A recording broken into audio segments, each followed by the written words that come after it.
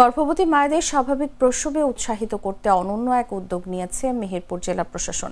এরই অংশ হিসেবে গাংনী উপজেলা স্বাস্থ্য কমপ্লেক্সে এক নবজাতকের মাকে শুভেচ্ছা উপহার দিয়েছেন জেলা প্রশাসক ডক্টর মোহাম্মদ আব্দুল সালাম। শনিবার দুপুরে জেলা প্রশাসক নিজে উপস্থিত থেকে নবজাতকের মা শারমিন খাতুনের হাতে শুভেচ্ছা উপহার তুলে দেন। শারমিন খাতুন গাংনীর শহরবাটি গ্রামের তরিকুল ইসলামের স্ত্রী। উপহার হিসেবে শিশুর প্রয়োজনীয় সামগ্রী ছাড়াও সরকারিভাবে প্রস্তুতকৃত জন্ম নিবন্ধন কার্ড দেওয়া হয়। অনুষ্ঠানে উপস্থিত ছিলেন গাংনী উপজেলা নির্বাহী অফিসার আনোয়ার হোসেন এবং উপজেলা স্বাস্থ্য ও পরিবার পরিকল্পনা কর্মকর্তা ডাক্তার আব্দুল্লাহ আল আজিজ। উচিত না